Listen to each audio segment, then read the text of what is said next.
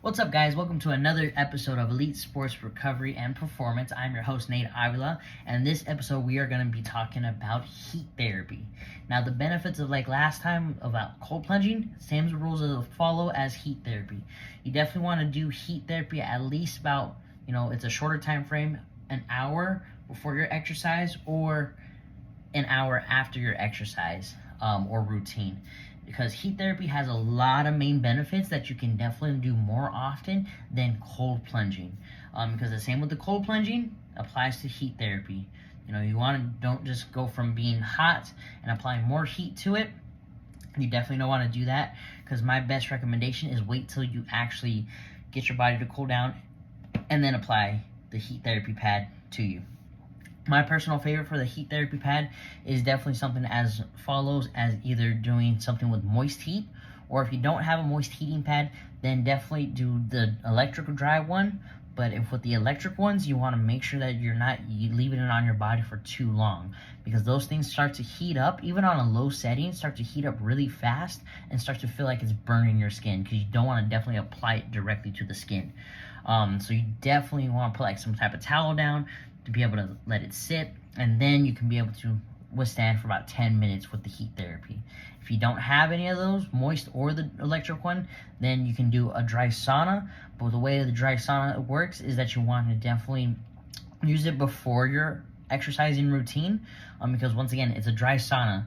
So there's not really much, I would say, benefits to going from a hot environment from working out and then to another hot environment, because you're already warm.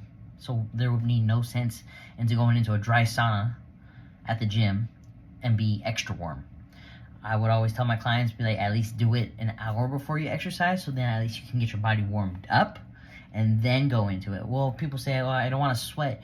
Well, then you don't have to be in there too long. Be in there for about maybe 5 minutes. If once you start to feel a sweat coming on, then head on out to your exercise. A lot of people tend to think that's going to help burn calories. Well, you're already burning calories when you're already moving in your metabolic state, so sitting in a dry sauna is not going to burn the extra calories for you. You're just going to sweat more. It's going to help you reduce water for sure, because now once you're sweating and going into another hot environment, you're just going to burn off more water. So just remember to then replenish your water intake and your electrolytes for sure. But if you don't have a dry sauna, then do a steam room. Go into the steam room for about 2 minutes and then come on out. You'll probably feel brand new, probably feel a lot better, probably not as sore, not as tight. So that's what I always tell my clients, is to do the steam room instead of the dry sauna. If they're going to do the dry sauna, then they're going to do it at least before they exercise.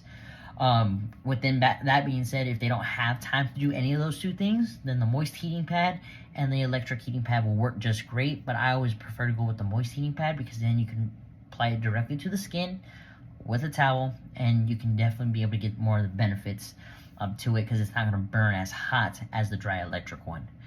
Simply how you would want to leave the heating pad on you, roughly about 5 to 10 minutes. You can then follow that up with contrast therapy, like I mentioned in the last video.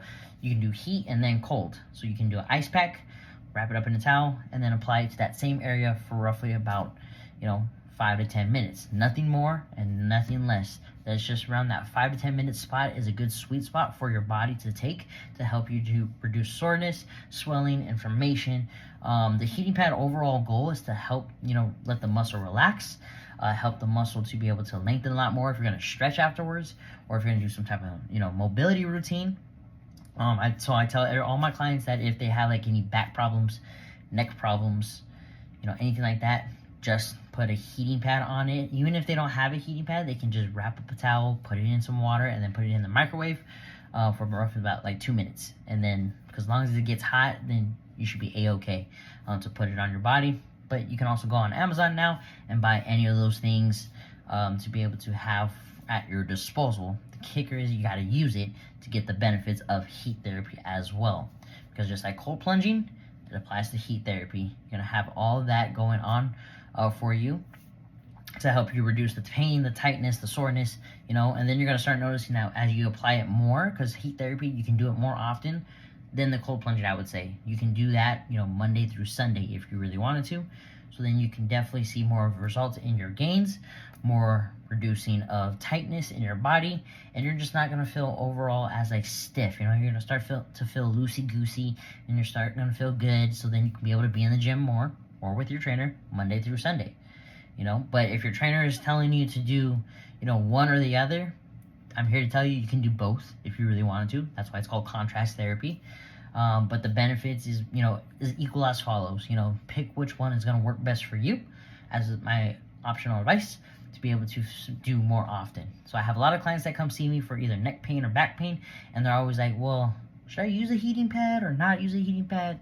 Yes, you definitely want to use the heating pad. I use the heating pad as well. So it's definitely helpful in my results and my gains and everything like that, to be not as tight, not as sore, and so forth. But hope you guys enjoyed this episode. Make sure you guys share this with a friend, family member, anyone on Facebook, anyone on Instagram. Follow me on the YouTube channel. Follow me on the Spotify podcast and the Apple podcast, wherever you listen to all your podcasts. And I'll see you guys in